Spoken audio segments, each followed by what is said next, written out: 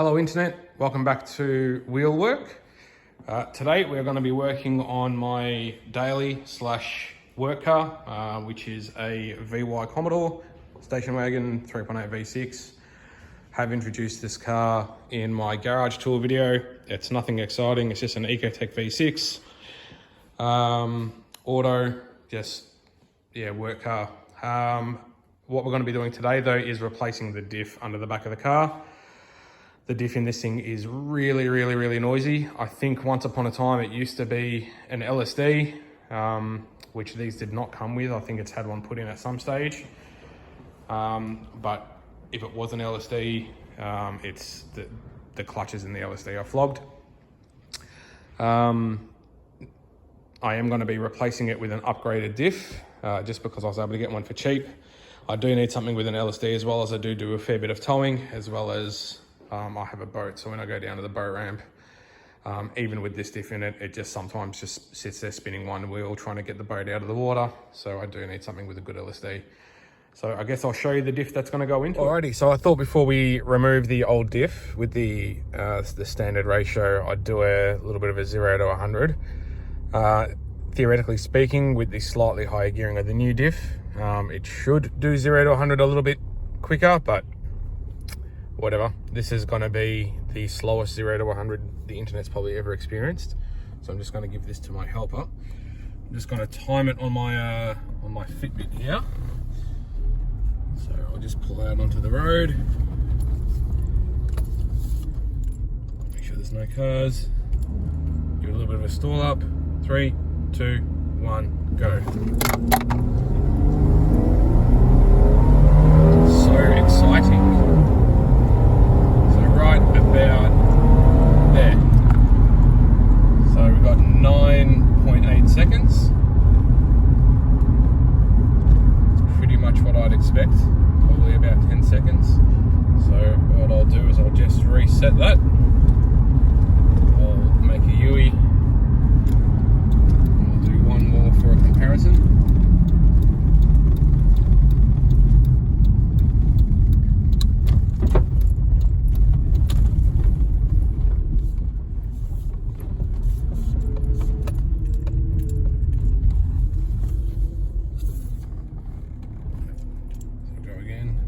Stall up, 3, 2, 1, go.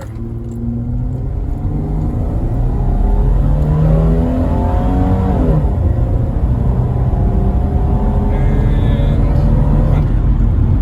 100. 10 seconds exactly. So if we split the difference and call it 9.9 seconds, and we'll see if it makes any difference when we go slightly higher gearing. So another thing I wanted to point out is our revs at 100k an hour. So cruising at 100, we're sitting pretty much on 2000 RPM or about 1950. And that will probably come up. My expectation is it'll probably come up about 400 RPM with the higher gearing. But we'll see. Alrighty, so here's the diff that's going to be replacing what's currently in my wagon. Picked this up off Marketplace. They come up pretty cheap, not too far away from where I live. And I thought, you know what, for the price of what this is selling for, that will do just nicely. This is an M80 diff. An M80 diff is what came out on V8 powered Commodores. Actually, correction, on LS powered Commodores.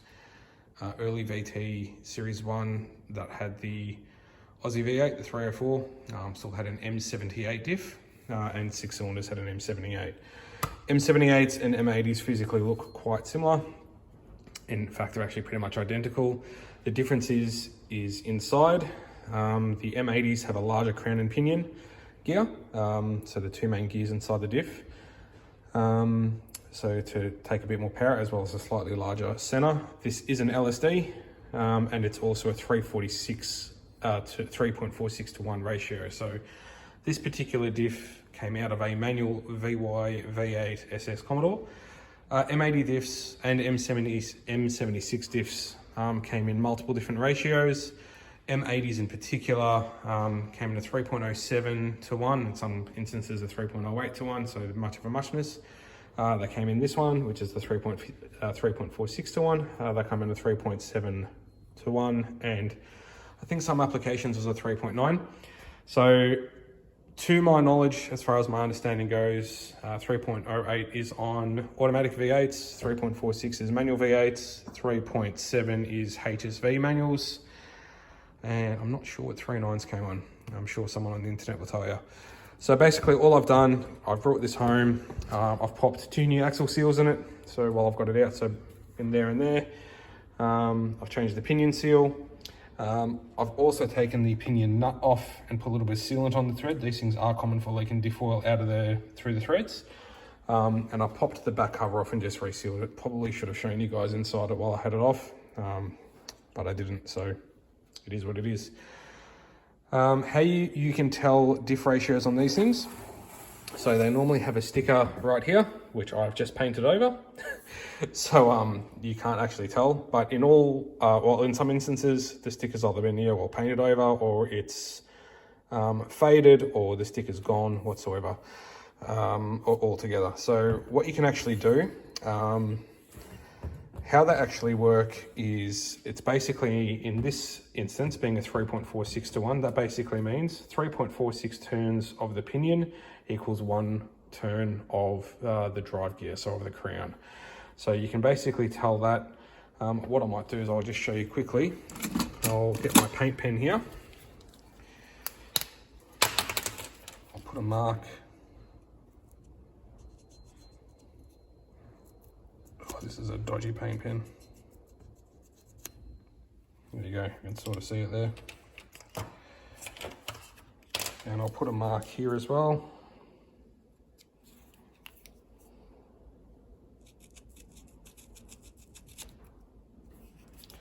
So you can actually count it out. So looking at that,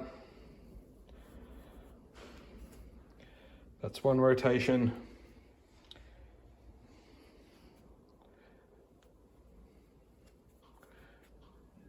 There's 2 rotations.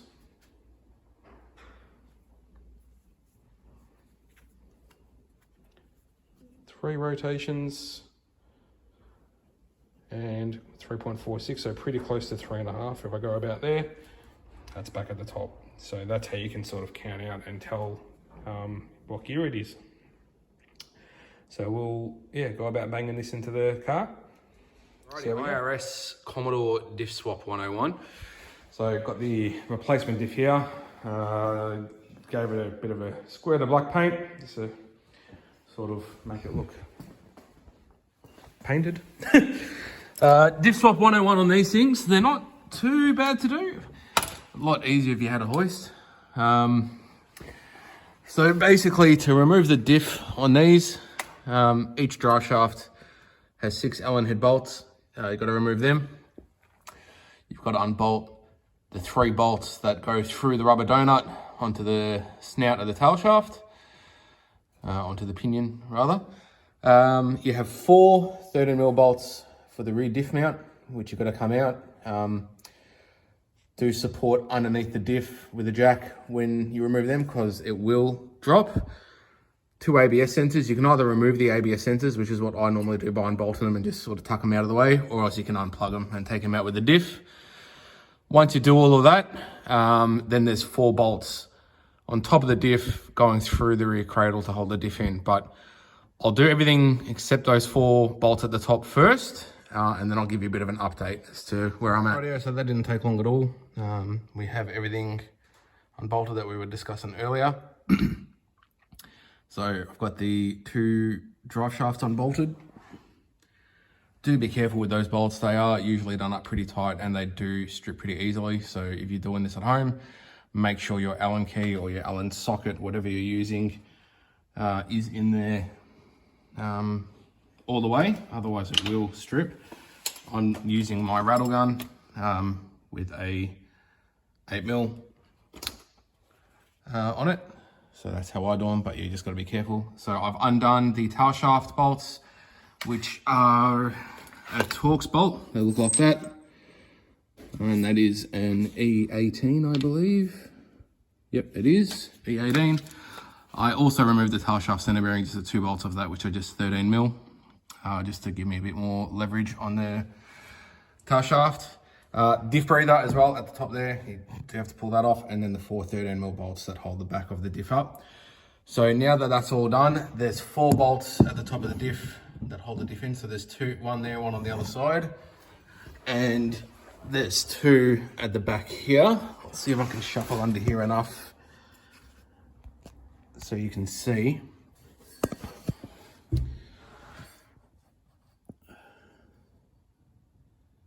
Yep, so there they are there, just underneath the sway bar.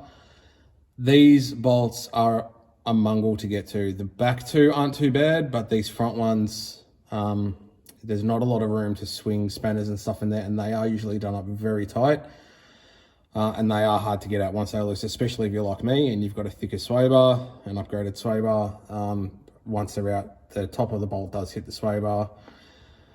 So you can remove the rear sway bar to get them out, or just sort of work your way around it. I don't know what I'm going to do just yet. I'll just sort of see how I go with them.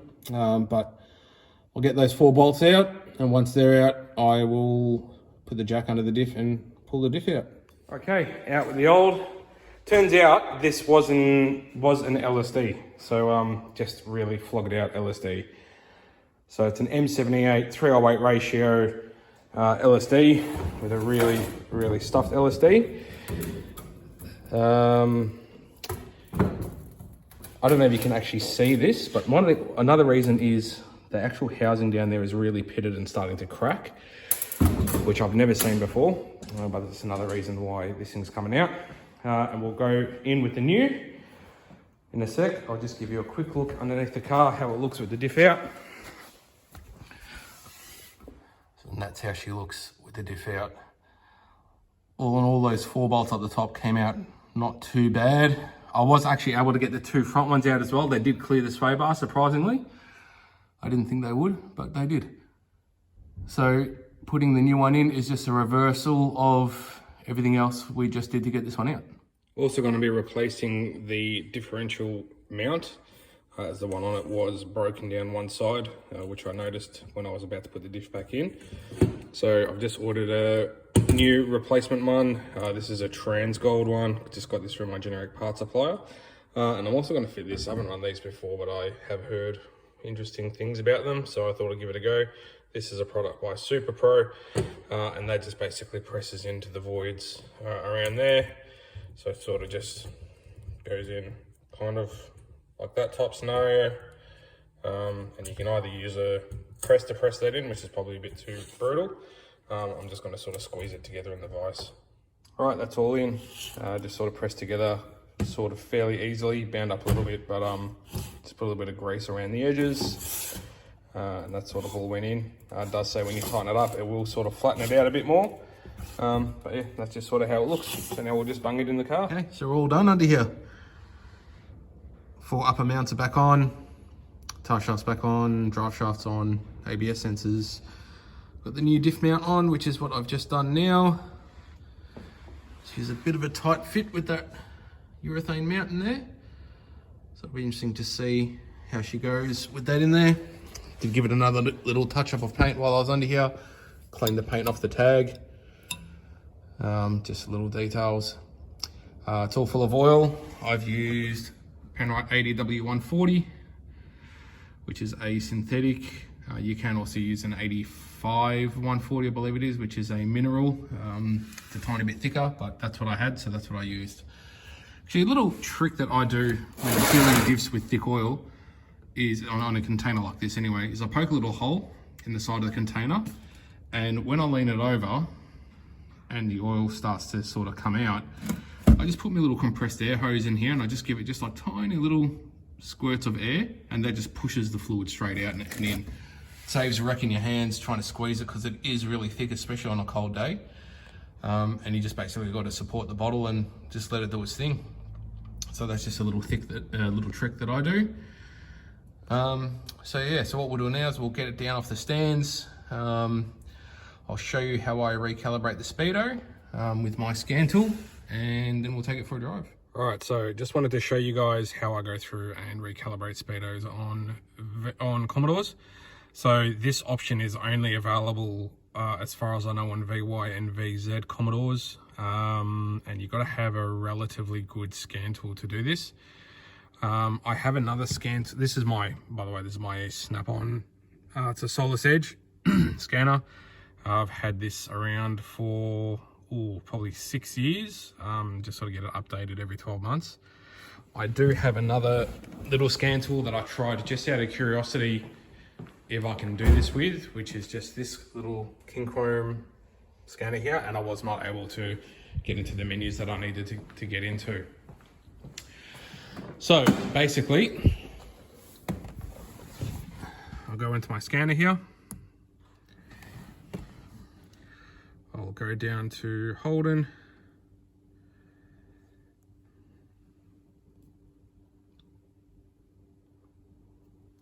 I'm going to do a manual ID. My VY is an early VY, so it's a 2003, being a Series 1. You can see all the options there. Just go down to Commodore VY, not VY2, it's just the Ecotech V6 3.8. Okay. So I'm going to scroll through my menu down to Instruments. It's an early build. Instruments. I'm going to go into Functional Tests. Instrument Configuration. So you can see that there, step through each parameter and change as necessary. So we'll hit Continue. SRS, which is your supplementary restraint system, so that's to do with the airbags. We're going to hit no because we don't want to change that. This is what we want to change. So speedometer pulses. So what makes the speedos work on these things is there is a sensor on the extension housing of the transmission, on the back of the transmission there. So, and what that basically measures is how many times the tail shaft spins over X amount of period of time, and that's what gives you the speedometer a reading. So you can actually go through and change this. I've already changed it on mine. The factory reading on these with a 307 or 308 diff gear, I think it's 307 was what came out of this, is 6,220. So I've increased this by 900 pulses per minute, and that's what basically compensates for the speedo. So I know from history on these things, going to a 346 ratio up from a 307 ratio, the speedo is around 15 kilometers per hour out at 100 Ks, meaning if you're traveling at 100, your speedo is rating about 115. So that actually rectifies it. So if you wanted to change it, you will just hit change. And then you can just go enter new speedo pulses, you hit OK. So you've actually got to go enter new speedometer pulses, which zeroes it off. You punch in the reading of what you wanted to read, hit OK. So I'm just going to get back out of that because I've already done it. And that's how I go through and do them. So what we'll do now is we'll take the car for a drive, see how she drives, see what she revs at 100, and we'll do a 0 to 60 and just see if it's improved a bit. Rightio, so it's a few days later. Been driving the thing around and all seems to be going well with the diff in it. Don't have any abnormal noises. It's all sounding really good. I'm pretty happy with it. So I thought we'd just do a couple of 0 to 100 tests now. So before we got an average of 9.9 seconds on the two tests. And we'll also just do a cruising at 100 and see what we're revving at. So I think it was like 1950, 2000 RPM, something like that before. So we'll see how we go. Give this to me little helper here. Got me Fitbit stopwatch again. Alrighty, so let's see how we go here. Give it a bit of a stall up. 3, 2, 1, go. Still not very exciting. So right about there. So I got 9.4 seconds on that one, so about half a second faster so far. That's not bad. So we'll just turn the thing around here. We'll do one more.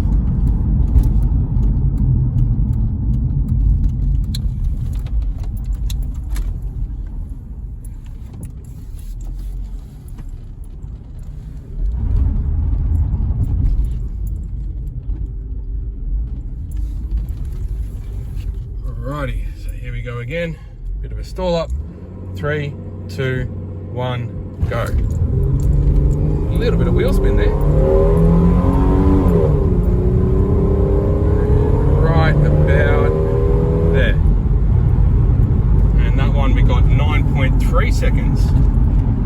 So we've actually picked picked up about half a second, so not bad. And if we cruise at 100, we're doing bang on 2200 RPM, 2200 RPM.